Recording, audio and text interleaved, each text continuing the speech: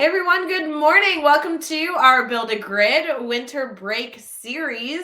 My name is Ray Hewart. I am on with Karen Evans this morning, and we are going to have so much fun building a math grid. Now, as you guys have already seen all week long, we've been building a grid with different guests in our Teach Better community to see how this process works, not only at different grade levels, but also at different subject areas. So join us, stick with us, we'll be back.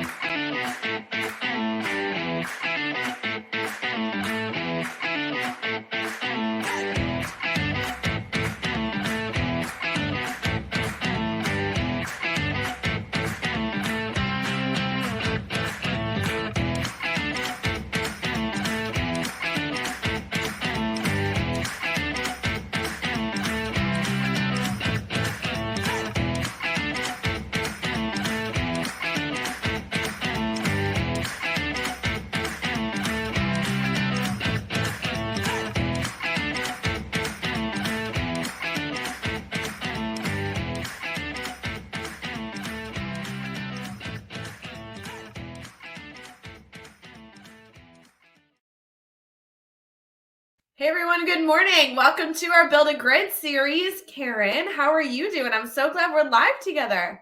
I know, I'm so excited. It's going to be such a good conversation. It's been really fun kind of watching these throughout the week and then knowing that we were going to be together to kick off Thursday with a math grid. I'm like so excited to talk all things math, although I have enjoyed seeing other subject areas, I won't lie. Yeah, for sure. It's been fun to watch the others as well.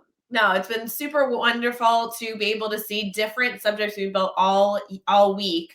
And shout out to Chad Ostrowski, who has just been the champ. We've already built this week a social studies grid, a reading grid, and a science grid. Today we're focusing on a math grid, and then tomorrow we will end the week with a writing grid. Karen, tell us a little about yourself for people that may not be connected to you. Who are you? What do you teach? And I know also, shout out, just a spoiler alert, that you're on the Teach Better team. So we have a lot to dive into. So I am on the Teach Better team. I get to help edit the vlogs, which is like amazing because I get to learn stuff before they're posted and everyone else has access to them, which is amazing. This is my 13th year teaching, and I'm teaching 6th grade special ed this year. I have taught every grade from K through 12 throughout the years, and I've taught in Illinois and in Michigan. And right now, that's where I am now, is in Michigan. Oh, it's going to be so wonderful talking shop with you because you know me, I have a background in math in middle school, but especially 6th grade math. So we're going to have a ton to talk about.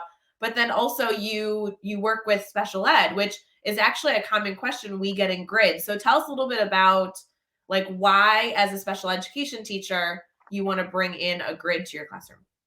Yeah, so my cousin actually worked like for the Teach Better team from like day one, I swear. And so she Literally, told me about grids. she What'd was you the say? first person that worked for our team. Michelle has been amazing. Yes, like in the basement, whatever. You know.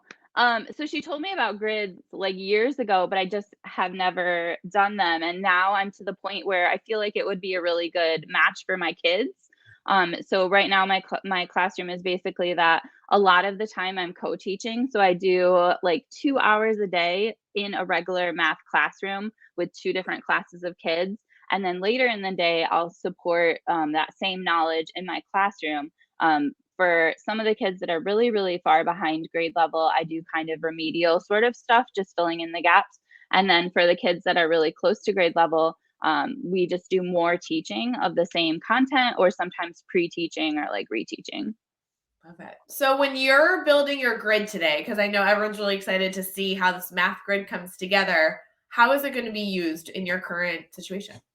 Yeah, so basically what I did is I selected the next unit that we're going to get to like after we come back from break.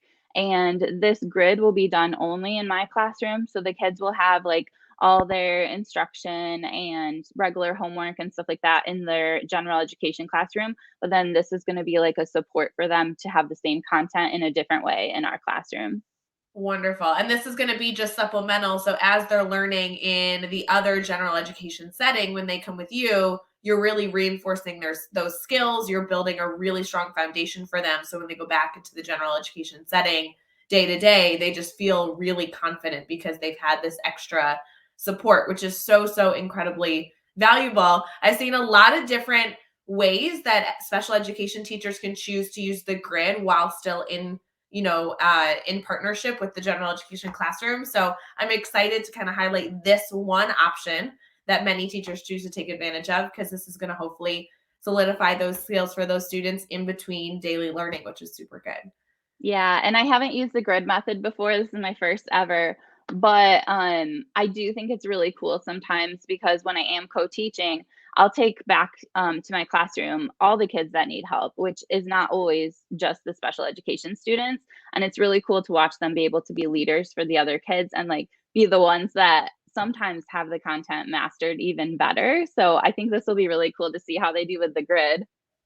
I love it. I love it. We have a lot of people jumping in this morning. I want to say good morning to everyone there. So good to see you. Thank you for commenting. Remember that everything today, everything all week is all about us essentially modeling a conversation that the Teach Better team gets to have all the time with educators that are starting out with the grid method. So as we are talking through different things, talking through questions, please feel free to participate in the comments as much as you choose. You can ask questions, you can suggest ideas.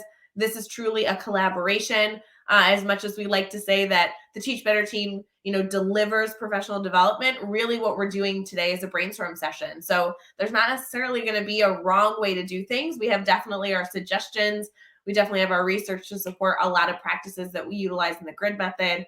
But today is all about getting the right fit for your classroom. So regardless of where you're watching from, as we're currently streaming on Facebook, YouTube, Twitter, and Twitch, stick with us, choose to participate. Should be a really good conversation. So Karen, I'm going to share my screen here so that we can get looking at your grid. And I know that you have really been intentional about choosing the standard, choosing the topics that we're going to dive into today. But you haven't really dove beyond identifying your standard, which is a really, really good place to start. This is where a lot of teachers come to us and say, I'm interested, but I got to go through the process. So we are really starting from the beginning, which I appreciate because this is truly going to model the process from beginning to end. So tell us a little bit about the topic and the standard that you chose. Yeah, so this is, like I said, just the next thing that we're going to be doing once we get back from winter break. So I just kind of pulled out like the notes that we have going on and just all the traditional stuff. So I have like the actual test and the pacing guide and just like the PowerPoint that the kids will get. So yeah, basically this is just on expressions and just introducing the kids to algebra. So on the test, they're going to have to be able to like plug in numbers to equations and figure out the answer. They're going to have to like write different expressions. And so there's a whole bunch of different things just involving algebra that they're going to have to do.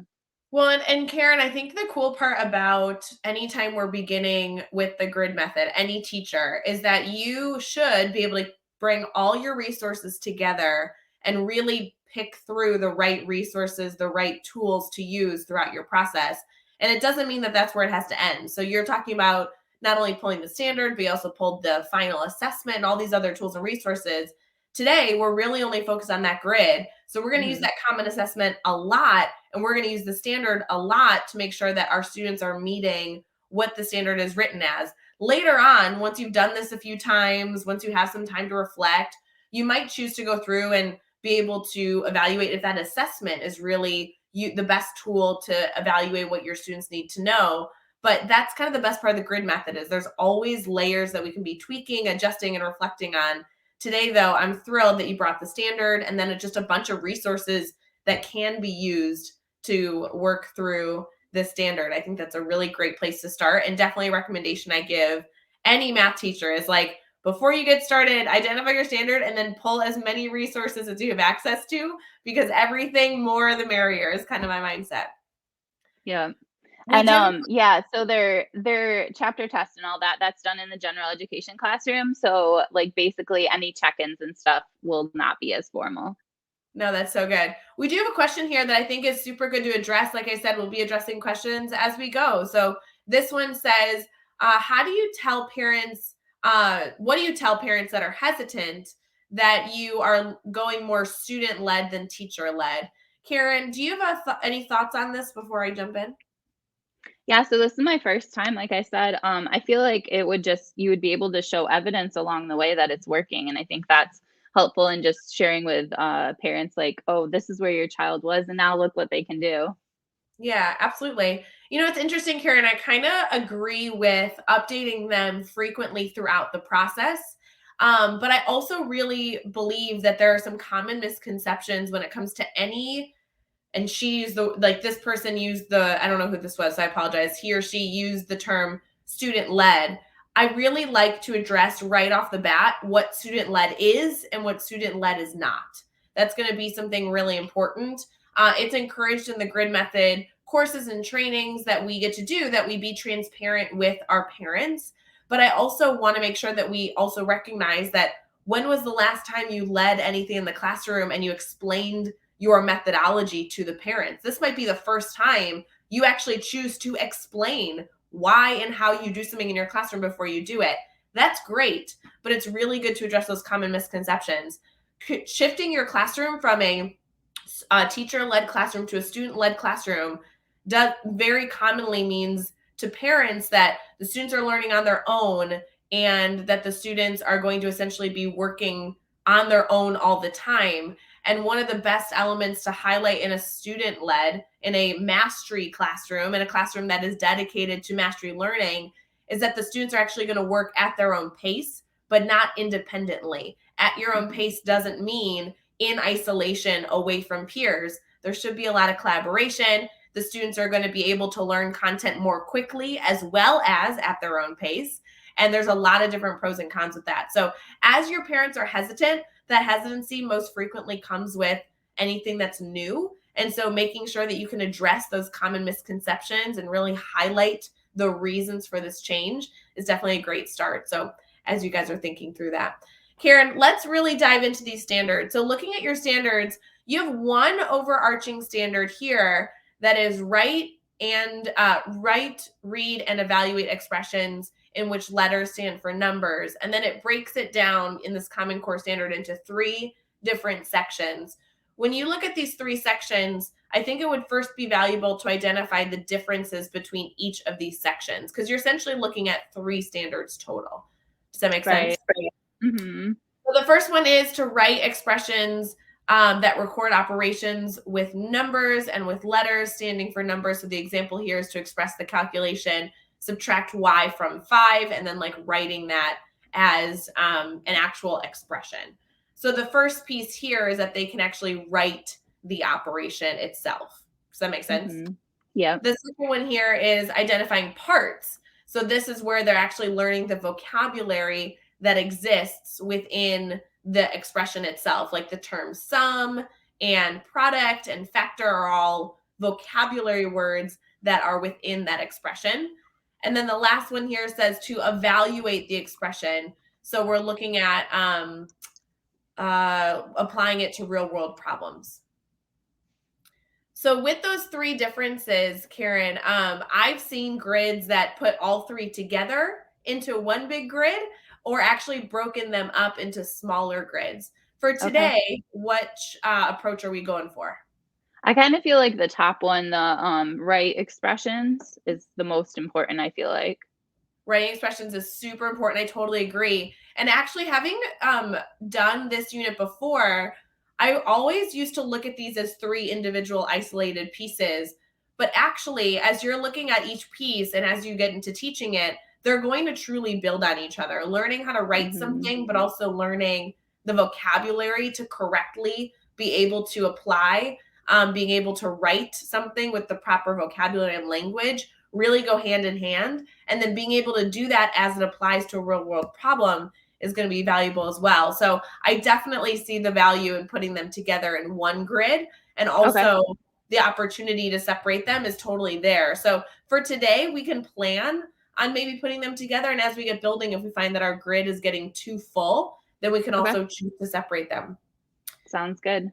In the past, I believe I used to put the first 2 together in one grid, and then the third standard I used to make its own grid. So it just kind of depends on your style and where you want to start. So we'll start here for sure.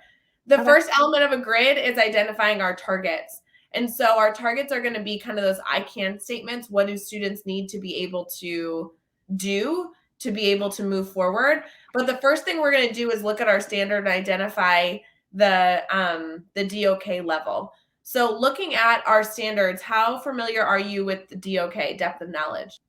So I just heard about it for the first time recently because I had used Bloom's so often, and I think Yeah. this is slightly different. So Well, and it's beneficial because Bloom's and Webb's depth of knowledge definitely have similarities. They're both scaffolding systems that allow us to kind of look at how deep a student's level of understanding needs to be to master a standard. So absolutely, we've used Bloom's very frequently. Typically, we lean more towards Webb's because that's how the grid is designed. So we'll kind of tag team both for right now. Looking at, when I look at standards and get started with targets, the first thing I like to do is identify the level of depth of knowledge for each section so that I know where it's probably going to fall in the grid, where that minimum expectation is going to be.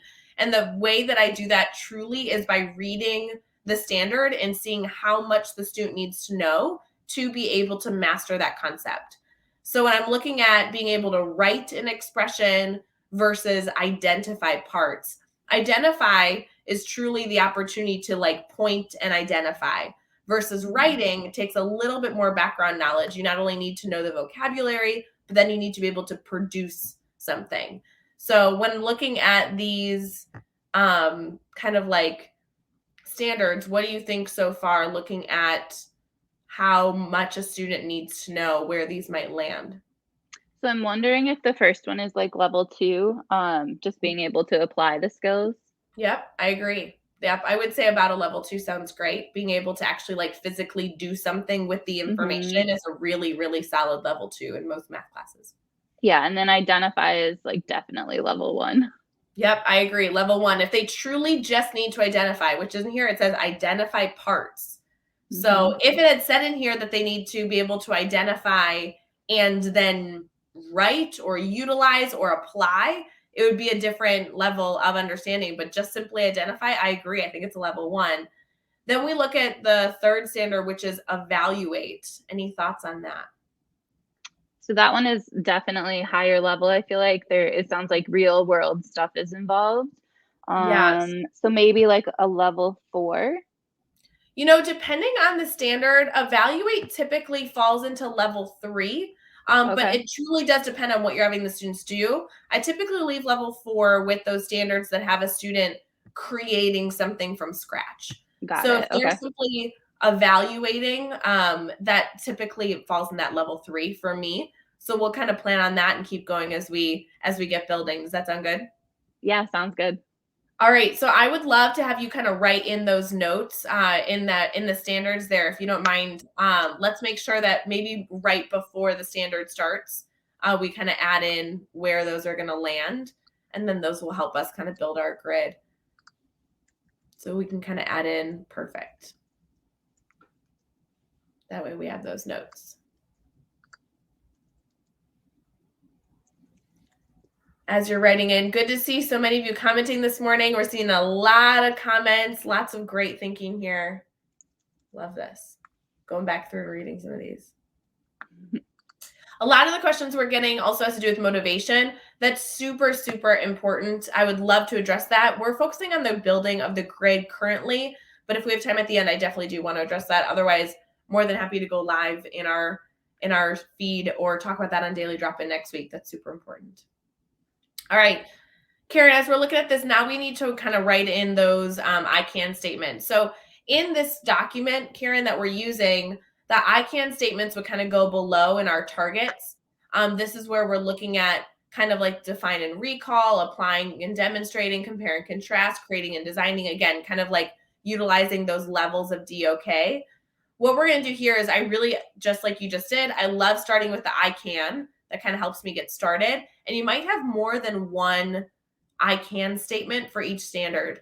So as you're looking here, what types of things do we need to do? I think we should take one standard at a time. So I'm going to Okay. look at our first standard here that is write expressions that record operations with numbers with letters standing for numbers.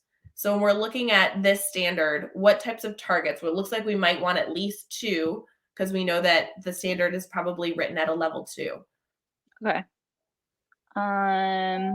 So for the first one, should it be, I can, like I can read an expression or I can I don't know. Yeah, so Because the level 2 would be more as it's written. yes, good point. You're right. The target, because it's going to fall in level 2, is going to be very similar to the standard at that point. So why Mhm. don't we fill out the level 2 target first for that piece? So I can write an expression and you can even use that whole language if you want to. That can be your level 2 target for that standard. I totally agree.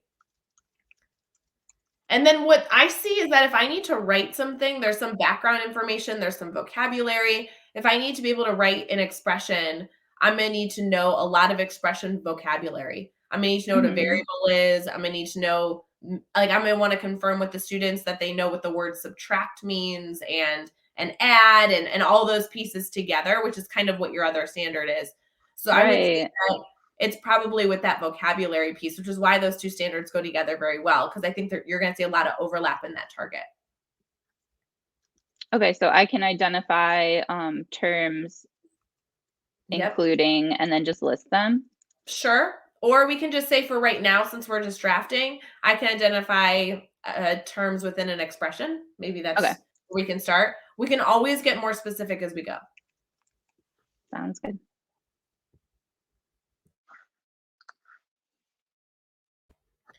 And again, when you start to see those overlapping in how our targets are written, that really is solidifying that these are going to be good standards to be putting together. So, really good there. So, when we have our level 1 and our level 2 targets written for our first standard, we can go back and look at our second standard that we're working with, which we said really is kind of falling in that level 1. It's really just knowing that vocabulary. So, identifying parts of an expression, I think similarly, your first target probably identifies that I can identify terms within an expression is kind of the same target. Yeah.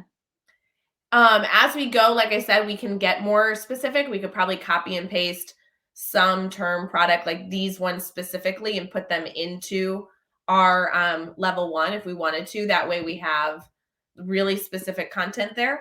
But otherwise, depending on where we're at, what we end up doing, that will just help us be really targeted as we start building as we go. And then our last one here for evaluating. So now that I've confirmed that I can identify the terms and I can write the expressions, what might our level 3 target focus on? So I really like that it's talking about real world stuff. Um, so I'm wondering how you could include that, So I can write an expression right? in relation to a real world scenario. Mhm. As you were typing that in, I want to address Rachel's question. Rachel in the comments says, do you utilize your I can statements in teaching? And absolutely, Rachel, what you're going to see in what we're doing today is that we're going to be breaking down our standard and doing a lot of those best practices that you've seen, utilizing the backwards design and everything else in the grid method. This is actually going to be within our grid. We actually include our targets in our grid so that we know that as the students are working from level to level, they are ensuring that they're meeting that target before leveling up to the next level. So targets become extremely valuable, not only for the teacher when you're going through the backwards design, but also for the students to be able to self-assess and identify how they're progressing throughout the level and if they are able to feel as though they're meeting that target prior to doing any sort of formative or summative assessment in a specific section, which is really great. As we look at level 4 and level 5, we know that these are above all standards that we're working on, which is actually wonderful because now we're getting into that enrichment. So as we're looking at, kind of these standards that we've clumped together, they kind of fell perfectly in level 1, level 2, and level 3. Level 4 and 5 being enrichment and independent thinking is going to allow your students that are ready for that type of learning to get that, but not all students are going to be required to get there because right now we really just need them to meet that minimum expectation, which falls obviously in those few levels now that we have 3 standards. Looking at level 4, we're looking at that creation, that design. I think an I can statement for level 4 is I can create, and then we need to find some sort of creation or design focus for what we're doing. So looking at going from vocabulary to writing an expression to now being able to apply it to a real world situation, what type of create or design target are you thinking? I don't know. I feel like this would be a really fun opportunity to like find something like real crazy and out of the box because I they could totally be agree. like creating and designing something. Creating and So designing something. And we want it to be more challenging than what they've done. So in level 3, they're able to take their information and apply it to a real world situation. Level 4, I think that going beyond that is having them create that real world situation, be able to evaluate that real world situation and design the process that they are experiencing. So we're looking at a few different things here. You have a lot of options of how you want to go about this enrichment. But for now, I think having the students do something creative that where they're designing something on their own related to this content could be a good direction to go. So is this super specific to like whatever you decide the lesson is going to be? Like, I've You, done stuff with like toys, board games, like stuff like that. Like, do you have to kind of I narrow think it down? And you can make it more specific as we go. Again, we are just in that drafting phase. So for right now, I think we definitely want to document that it's probably going to have something to do with the real world. It's going to have Okay. something to do with expressions. They're going to be utilizing all these skills and they're going to be taking it further by actually producing something on their own. And then as we go, these I can statements can get really specific, Karen, as we kind of look at what learning opportunities we decide to focus on the grid, for sure. For that independent thinking for level 5, that is something that I always like leave my I can statement for later because that does Okay. actually truly help me. But I will tell you, cheating wise, especially since we're talking about math, a lot of my focus in that independent exploration is I give the students a prompt where they're not only creating their own real world, but they're striving to solve a problem that exists in our community. It's a Oh, really cool. easy way for students to not only see how their math is utilized, but also then apply it directly to their lives and their own local community. So for here, I would leave this blank for now, and I'd love to review some prompts that I've given students in the past as we get building. Okay, cool. So from here, as we start looking at our targets, we start getting into essential mastery questions. These are the questions that students need to be able to answer so you feel like they really can say that they have mastered that target. So what I'm going to have you do for now is I want you to take the targets that you had. I want you to copy and paste them into these gray sections for level 1, 2, and 3. And we're going to begin by drafting some questions that students might need to be able to answer for you to feel confident that they've met that target. And what I really like about this is then these then become the questions that fuel my quick checks with students, my more formal formative assessments with students. I really pull on these questions and lean on these questions to ensure that if they really can answer all of them, I feel good about them moving on to the next level. So this is where we start utilizing our resources. You want to really make sure that you understand all the moving pieces of the content. So getting started, do you want to start with level 1? Yeah, sure. All right. So will you read that target again for us? So I can identify terms within an expression. Perfect. So we're really looking at all that vocabulary, right? Mm-hmm. So a lot of these questions are going to focus around that vocabulary. So what's a question you might want to ask a student related to understanding those vocab words? The other So vocab just words you don't have, by the way, Karen, that we might want to add as we go. I don't have any specifically except for variable. You will want to add the term variable in there. That's just from my okay. previous knowledge teaching this specific content is sometimes that word isn't as familiar with sixth graders. So that would be one that I would add. Okay, cool. Yeah, I think it's interesting actually. There's like I am referencing the test next to me and it doesn't include any of these terms in there. So I think that's interesting. Well, and that's true. Like what you just are seeing now is we are truly doing these best practices, right? Of like breaking down the standard into I can statements, forming mastering questions. These are super, super specific. You might find that some of your resources or some of your teacher made or district made assessments don't actually align and evaluate the standard as well as we thought.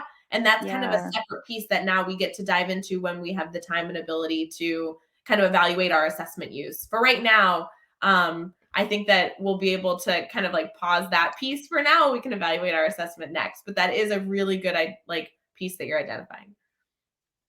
Okay. So now what do we do?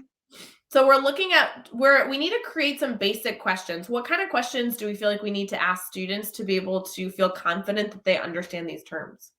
So would it just be like what is a sum? Yeah, Like all these. absolutely. Okay. Yep. And they can be as basic and simple as that, as long as you feel confident. So if I asked a student, what is a variable? And they said, oh, Miss Hewer, a variable is when you have a letter that substitutes in for a number. And that's really all I need to know. So yeah, that would be a great question. And if they could answer it, I'd be like, cool, they're ready to move on to now utilizing a variable, as long as they have that basic knowledge of a variable. So you can take all your vocabulary up and kind of ask those basic questions as we go. And you don't necessarily need to type all of them in right now, because I think they're going to be very similar. Yeah. But as we go in, some of the pieces that are going to be next within our vocabulary is in level 1, we're saying, what is the vocabulary? And level 2, we're kind of going to be asking how the vocabulary influences each other. So that's going to be, as we're looking at our level 2 target, I can write an expression and use a letter to stand for a number.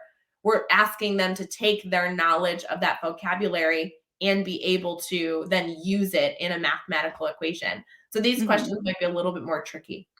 Okay. So it says I can write an expression and use a letter to stand for a number. So it would just be asking them to do that, right? I mean, like, that would be absolutely a question you want to ask. Yep. So can you write an expression? And if we want to go back to our standard to be more specific, the standard that is applying to is our first one, which is write an expression that record operations with numbers and with letters standing for numbers. So as we're looking at the type of question, we might want to be more specific than can you write an expression? Or we might just want to have more than just that. Can you write an expression where letters take the place of numbers? Yep. Okay. Good. For this one, I also would love to see them write an expression with more than one operation, because we discussed that operations were going to be a big part of this. So can they write an expression with, the term product and the term sum? Like, can they utilize those in one space? That's important. Okay. Oh, no, sorry. I liked how you wrote it before. I was just giving you an example. Yeah, more than one was the way to go. It seems like there's a bit of a gap, and I'm not sure how this will be addressed, or maybe we're not there yet, but writing, but then like, where do you solve?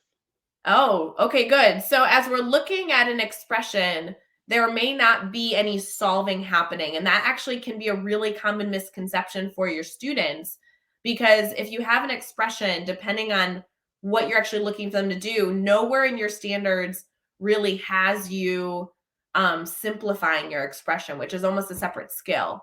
Okay. So looking at our third target, the third target might ask us to do that, which means we might want to add that below. It says evaluate expressions for specific values in the variables, including expressions that arise from formulas using real world problems.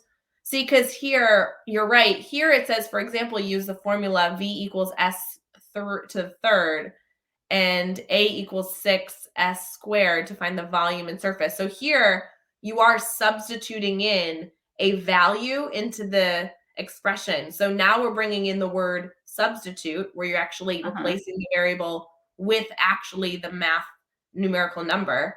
So solve is going to need to be like the term substitute, the term simplify, the term solve might be words that we need to introduce them to. Absolutely. Okay. So those would be in lower levels. Like, we're going to want to include that in some of our vocabulary. So looking at level 1, yep, exactly. I would put in solve. I would put in the word substitute. Yep, because that's important language. And then also giving them the practice to do that. So now that we know that level 3 has them kind of solving a real world problem, and level 2, we might want to add a target, add a goal that they not only need to write it, but that they also need to get that practice of actually solving or simplifying an expression. Mm-hmm. Good. So what are some questions that may come with some of that?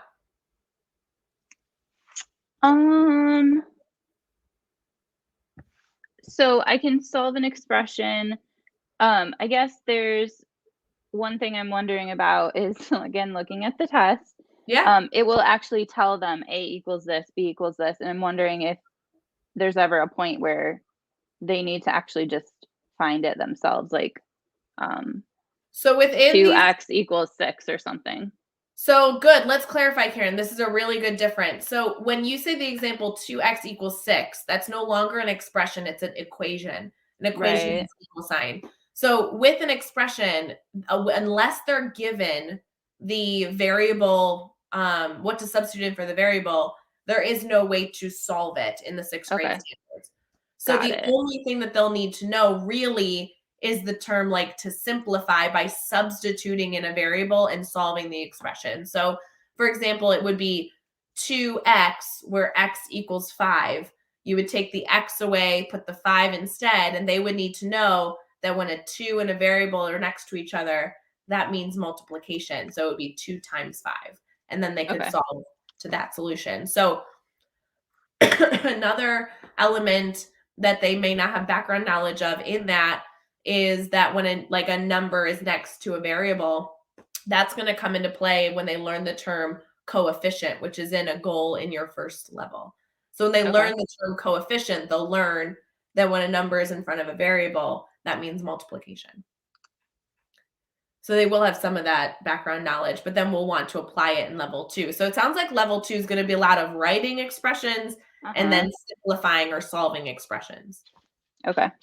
On your test, just because I know that we're not only utilizing the test format, but also really trying to meet that standard, do they use the term solve or simplify? They use evaluate Evaluate, and okay. simplify. Okay. So that language that you utilize on anytime you're evaluating a student is going to be what we want to use also in our language here, just so they see that common language the whole way through. Nice. So is that okay to say I can evaluate or simplify an expression by substituting in a number for the variable? Love that target. That's really, really spot on. And that's really going to help them be more successful in level 3. Yep. So far in your questions, it's can you write an expression where letters stand for numbers? Can you write an expression for more than one with more than one operation? I think another one, yep, I like even just like utilizing your target. Yeah.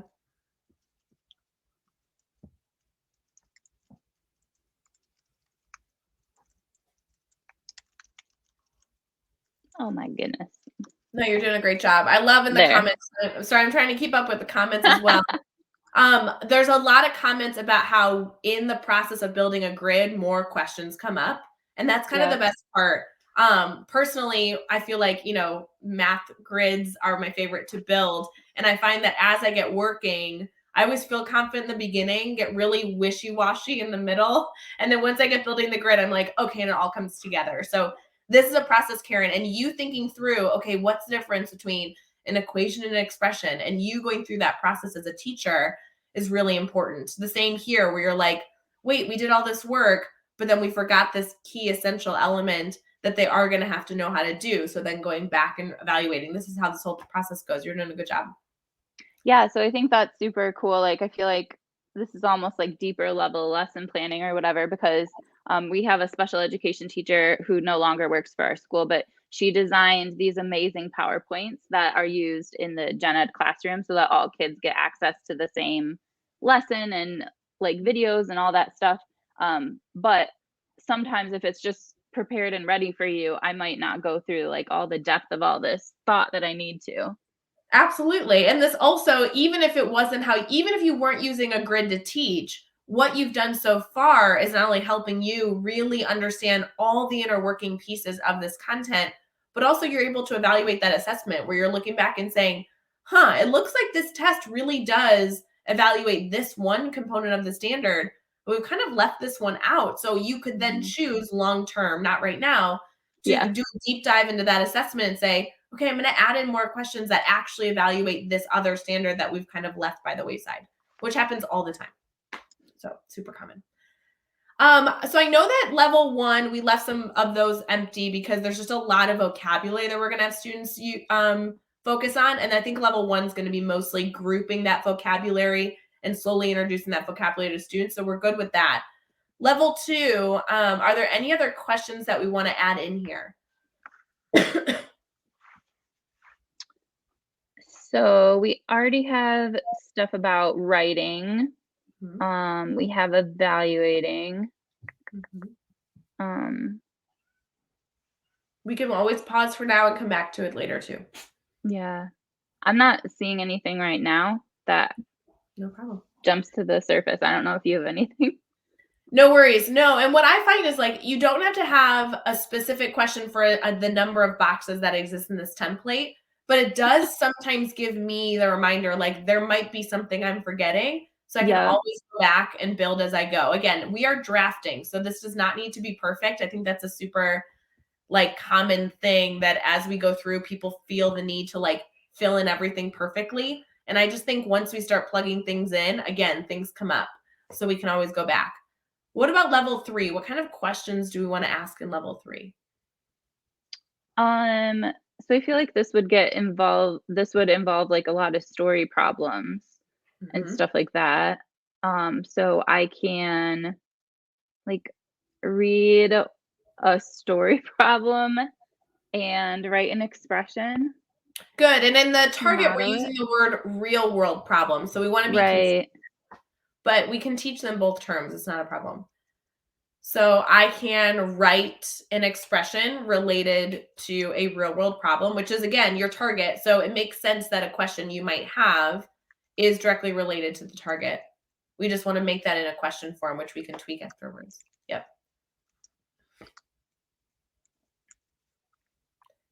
One question I would want to add in here is we never really told them what a real world problem is. So I would say something in here needs to teach them that term. Like they might come in with that background knowledge, but like you are going to want to make sure that they understand what a real world problem is, you know?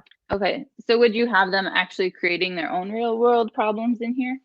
I wouldn't, because that to me would be more level 4 where they have to create something for this. And it doesn't always have to start with the language. We've started every question with can you? And again, that's fine. But long term, like a question could be, what is a real world problem? Like them just simply knowing what a real world problem is.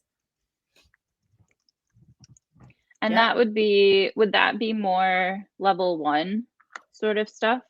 You know, it can be. And I think this is where things get wishy-washy, and I'm truly going to give you my opinion. I don't want to necessarily introduce too much to them too quickly. I really like building these fundamentals. So it might be like a level 1 question, but I don't mind that I've waited until now to introduce it to them personally. Okay, that makes sense. You can, of course, bring in that vocabulary level 1 and then bring it back up in level 3. That's, of course, your choice. I just find that when I bring it up later, they have enough background knowledge to actually understand the term itself versus just bringing it to them with very little background knowledge and being like, we'll get there later. That's my own personal preference. Yeah, that makes sense. Other questions that we might want to ask related to being able to write an expression related to a real problem. I would say something along the lines of like, they need to understand what things to look for in a real world problem to give them clues on writing an expression. Does that make sense? Yeah. That kind of makes it fun for them too. Yeah. Can I find clues? Good. I like how you wrote that. Can I find clues in a real world problem? Yep. Great job. To help me write an expression. Write it. Yeah. Absolutely. Oh, but it has to be a question. Oh, you just tweaked the beginning. Good. Writing expression to relate to a real world problem. What other questions might I have? You might benefit from doing some comparing and contrasting here where they're able to maybe tell you, like what, like comparing and contrasting two expressions, which one best fits the real world problem versus Okay. just writing it. So, like can you identify the correct expression matching the real world problem? So now they're like really comparing two things. Okay. Can I identify the correct expression? Yeah, to fit a real world problem. Yep. Good. I love the discussion going on in the chat. If you guys are over on Facebook, there's been some great discussion of people going back and forth. That's exactly what we want to see here. I know Karen and I are super focused on what we're working on, but we love that there's some great evaluation and reflection going on there. Thank you. We're excited to go back and read those. All right, Karen, we are kind of running out of time, which always surprises me because I feel like there's been some really, really, really good stuff here. What I do want to identify is how we actually get into the grid building process. And we've done enough work that I think we can pause and move to that space. What I want you to see, Karen, is we've done the minimum expectation for the standards we're working on. The only things that we didn't really get to in terms of mastery questions is related to those enrichment, which again can come later. I really do like to work using that backwards design. What is the standard asking, and how do we make sure we get students there using that scaffolding? The enrichment is so important, but it is something that we can kind of pause on and focus on all of our energy and creativity on at the end. That is personally how I like to do it. Although I know many people like to start then go through this document like holistically all the way through. Yeah. Math person to math person, I like to at least do the minimum and then plug that stuff in and fill in with enrichment as I go. So what I want to do is I'm going to have you scroll all the way down in this document where we are going to be looking at our grid. And again, a few reminders here. Our grid is something that is going to essentially be a map of how our students should progress throughout their learning. We already have our target. So Karen, I am going to at least have you copy and paste your targets in here. We have our level 1 target that we'll paste in, then our level 1, level 2. And I want you to at least paste in 1, 2, and 3, because that will allow us to really have that focus. And then as I'm building in, as you're doing that, I'm just going to keep talking. As I am then going through what learning opportunities are going to support my students meeting that target, I am going to frequently revisit my mastery questions. My mastery questions are not only going to help me identify the learning opportunities, but I might actually specifically pull mastery questions that I want to ask at a specific point in time, depending on how the students have been focusing on their learning. So that's kind of something I like. I also totally want to cheat right now. And I know that this is going to mess up so many of you that have seen some consistency over the last few days with Chad and him building grids. But I will tell you, Karen, I love to structure my math boxes, each individual box, a very specific way that I know works for so many different subject areas. And because Chad has chosen to do it differently and model it over the last few days, we're going to do something a little bit different now just to show you a different way of looking at these boxes. Does that sound good? Yeah, sounds fun. All right. So Karen, the focus for, again, this, you can do this in any subject area, but specifically for math, is that each one of these boxes, I like to start with 3 simple key ideas, and then I input the information as I go. And I'm going to type in here, if you don't mind, really quick. I like to see us introduce an idea, which again, we'll get to what that idea looks like in just a second. Then I like to have the students practice that idea. And then I want to evaluate if the students understand that idea. Now, if I use those 3 key pieces in every single box, and I know I'm calling them boxes, but you know what I'm talking about, like each learning opportunity section, then I know that the students are going to learn something, practice something, and evaluate if they understand something in every single section.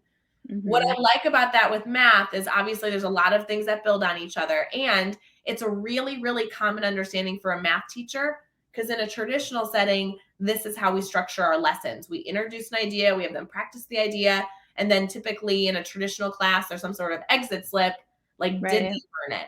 And so this gives me a really good understanding with also using our like teacher background knowledge. I find a lot of math teachers understand this type of process pretty well.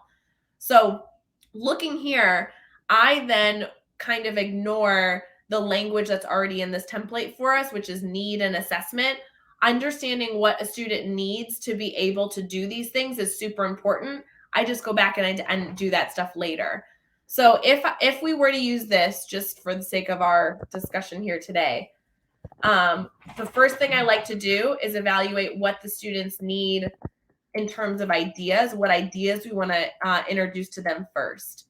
So looking at our vocabulary, I think the best thing that we can do, especially if we're going to have a really heavy vocab as this first level, is identify what vocabulary naturally goes together. So do you mind if we do that first? No, that would be great. Perfect. So I'm going to have you type. If you click into level 1A, 1A, I'm going to have you type underneath the word introduce an idea, because that's just going to be a note for us. We can delete that later. And some of the first things that we want them to learn is just the first type of vocabulary we think go together. I think like starting with vocabulary that they might be familiar with is sometimes the easiest to start with. So I think most of your sixth graders are going to know the term sum. So I think sum is a good one. Yep, it looks like you already thought so too. I also think sum goes, with product, and I would put quotient in there. And I know that difference isn't in here, but I don't know why. In my mind, I would teach them difference because you're essentially teaching them adding, subtracting, multiplying, and dividing. Yep. So I think those are going to be super common terms for them that they're going to know kind of how to utilize that. And I would stick with that only. Those are like kind of the basics. Okay. So kind of review. Yeah, like getting those review, and those are going to be the sum and product and quotient you're really going to focus on, but they're also going to have some background knowledge with that. If you go to 1B, I think then we can add in some things that would be more challenging. Some things that are really challenging for sixth graders might be like factor, coefficient goes with factor really well. And then I would add in variable, because you can't really understand a coefficient without knowing the word variable. Right. So I could almost say that variable might need to come before all of those. So you can decide to group them together or not, but I'm trying to go through which ones we haven't done. Yep. Now that I'm thinking, and I'm sorry that I'm being picky, but just my personal suggestion, I might do variable and substitute together. And I might do factor and coefficient in 1C. Okay.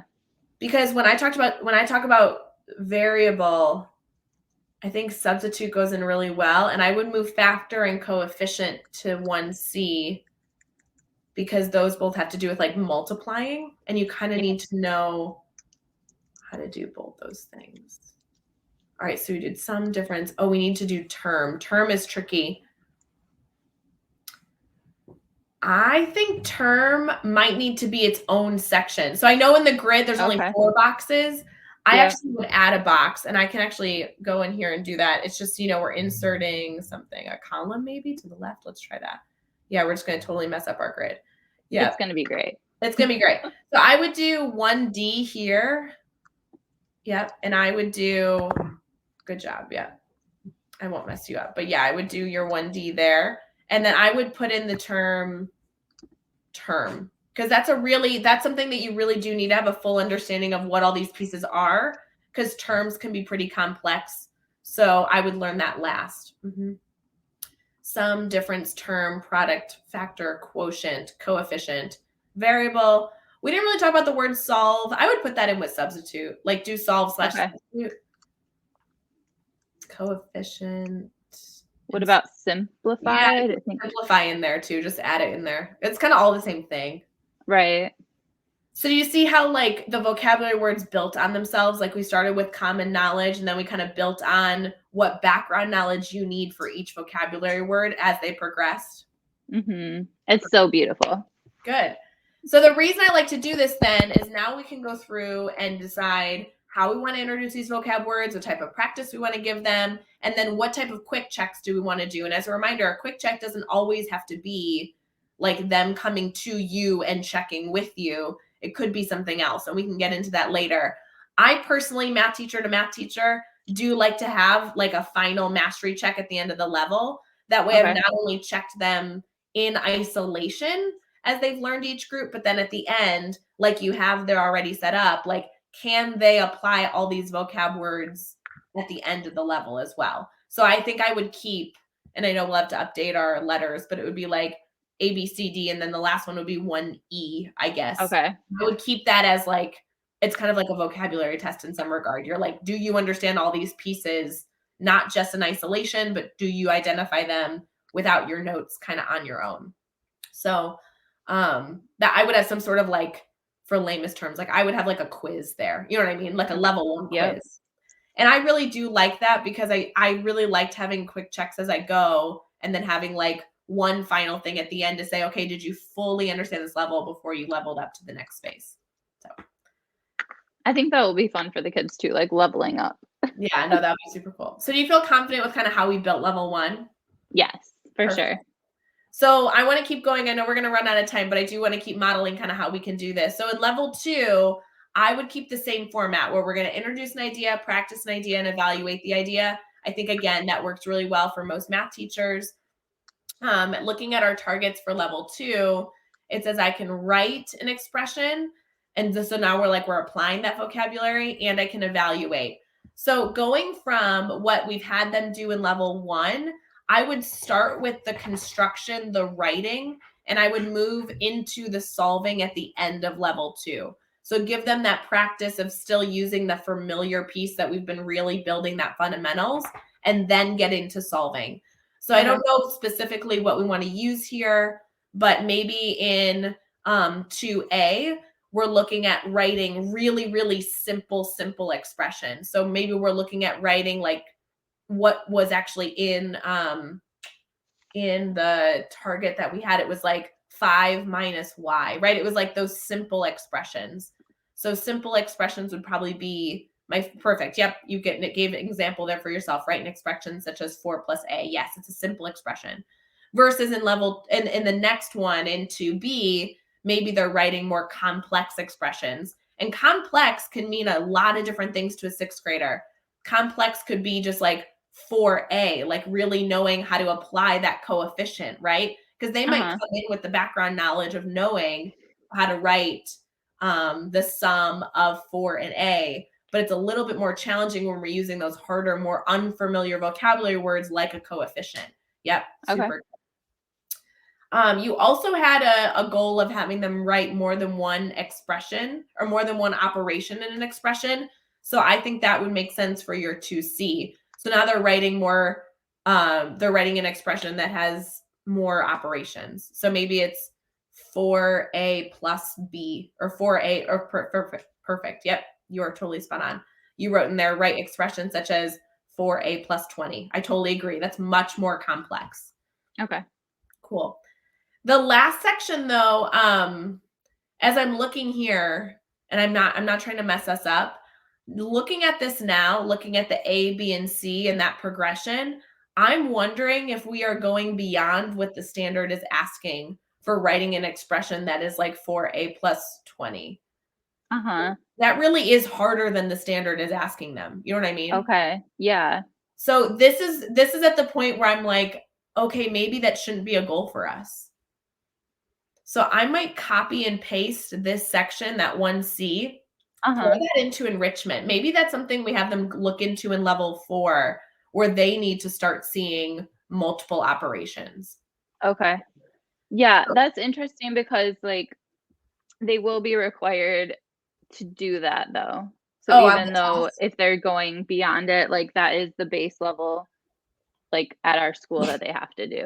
Okay, interesting. So now we're comparing like the standard doesn't require it, but the assessment might. Okay, right. So that's good, right? We're evaluating if our assessment, now you're evaluating, okay, your assessment might actually be beyond what the standard is requiring. That's good reflection. It's super good reflection. So what I'm looking at then, Karen, is let's keep it. However, I do want us to identify that like that might be something long-term that we tweak based on our ability to tweak the assessment or not. Yeah. Moving on from there, 2D needs to get into solving it or simplifying it. So that would be my lesson in level 2 is like using substitution. Like we talked about what substitution was, but now we kind of need to get into using substitution. And then I would do like a level 2 quiz like we did for level 1. Cool. So using substitution to solve, and I would also put in there for you, and I know you're like multitasking like a champion. In 2D, you're going to want to say using substitution, solve for a plus 20. I would say when a equals 2, because again, they need that variable answer or they can't do what you're asking them to do. Right. Because again, this isn't an equation, it's an expression. Cool. Right. All right. For the sake of transparency, I know we're totally out of time, but then you would continue this in level 3, again, matching the work that we've done. Cool. All right. This makes a lot more sense now. We totally ran out of time. How does this feel? Good. It makes a lot more sense. And I feel like now I would have to like find activities and stuff that match that, but at least I know where I'm going. Yes, knowing where you're going. And I like the putting in the information kind of like we did here at the end, because now you can be really specific in the types of activities that you put in. And that can be not only your practice, but then you can use that to model actually introducing the topics as well, for sure. Yep. We had a whole lot of questions in the chat. Here's what I'd like to propose for all of you that are asking questions in the chat. I definitely want to make sure we address those. We will continue to not only answer those questions in Daily Drop-In, but in a lot of other avenues that we have for our supporting our grid discussions. I want to give a shout out really quick. There are blogs that are being published every single day this week around the Build a Grid series. I know one specifically came out this morning because I got an email about it that I wrote, which is I think it's like my favorite 3 to 5 tips in writing a math grid. So for those of you that have questions, I might be addressing your question in that blog. There's also a blog being published every single day related to this. So hopefully you guys have been tuning in. Even if you're a math teacher, don't forget, there are other grids that are being built all week that will apply to any teacher in any subject area, including math. So even as we get into a writing grid tomorrow, there are going to be some times where motivation comes into play. I saw a question about asking if every day is like a box. Those are going to be questions that come up at any subject area. So make sure to tune in to all the discussion this week. Karen, I really appreciate all that you've done. You've done a great job like brainstorming today. This is your first live. I feel like we got a whole lot done and kind of skimmed the surface of where we're going. So I really appreciate all the work you do too. Yeah, thank you. This was so helpful. Good. For everyone else, don't forget, we are going to be building a grid all week long. And if you've missed any of the discussion this week, we are absolutely saving these. They're not only saved in our academy at teachbetteracademy.com, so you can kind of go through them all as right there one by one, but they're also on our YouTube channel. I hope you guys choose to tune in with us tomorrow morning as we do our last one of a writing grid. And of course, as always, keep asking those questions. If you want to head to teachbetter.com/thegrid-method, there are a lot of tips and tricks and tools there as well. So don't forget that there are so many more supports outside of just our discussion here to make sure that you have everything you need. Karen, we are going to head out for our day, but for everyone else, have a wonderful Thursday. Happy December 30th. Happy New Year. And we will see you tomorrow morning. Bye, guys.